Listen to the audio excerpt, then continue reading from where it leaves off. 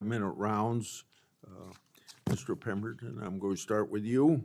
Critics claim the Trump administration didn't need to mobilize the National Guard in D.C. because D.C.'s crime decreased by 35% in 2024. You've suggested that statistic was falsely inflated. In the House Oversight Committee, D.C. Chairman Mendelson said that you're lying. Is the 35% statistic inflated, and what is your response to Chairman Mendelson? And then also connected with that, do you think this is a common problem with crime statistics? Yeah, thank you for that question, Chairman.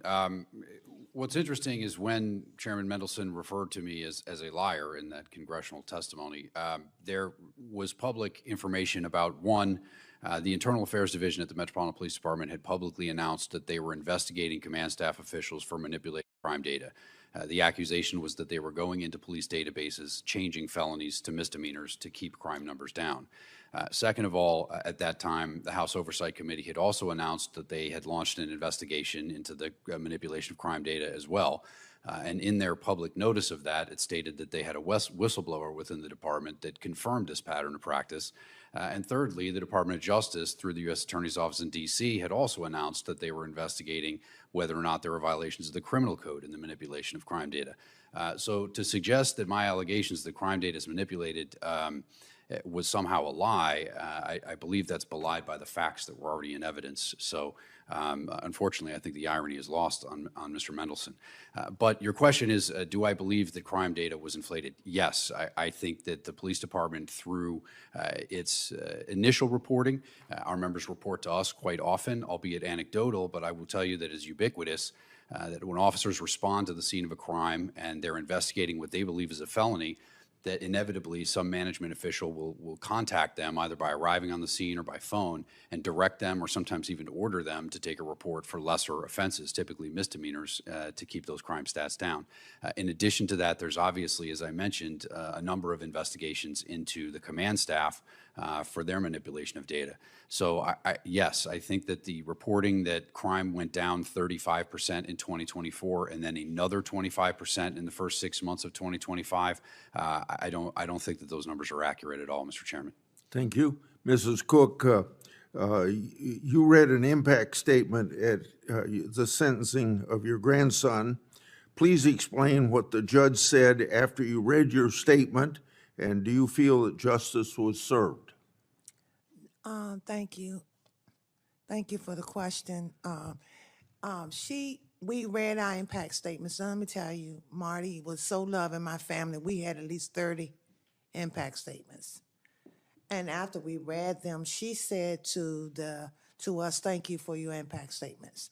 She looks over at the, I say killer.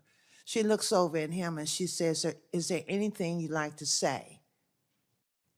His attorney stood up and said some things, but she says to him, when she asks him, "Is there anything he'd like to say?" "I know you had a stressful day after listening to all of that. Is there anything you'd like to say?" No, we did not receive justice. He was given consecutively or concurrently with the time that he was charged with guns and drugs, 10 years. Okay, so concurrently, so he had already did 4.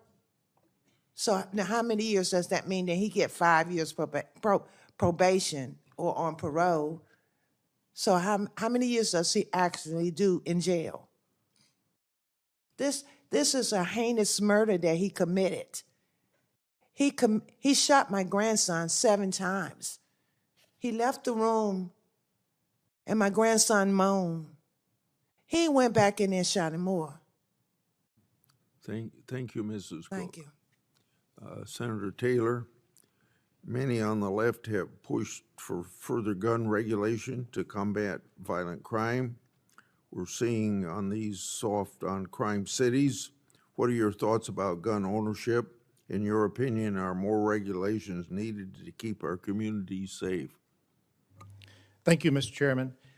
What I would say is that we need to remember the purpose of the Second Amendment was not about what kind of guns we can have. It was about what kind of government we can have. And what citizens in Memphis are fearful of are the guns that are on the streets by people that shouldn't have them. If you take, for example, Mr. Chairman, this picture here, this is a group of young men in a convenience store posing with long guns and handguns so that they can have a picture for social media. It's these type of pictures that I want to try to stress, because they don't have these guns because we don't have enough regulations. They have these guns because they don't follow the law. And we can pass all the gun laws you want, but criminals are criminals by nature. And we've had that problem since Cain slew Abel with a rock. And we don't need to continue to put restrictions on law-abiding citizens who just simply want to protect themselves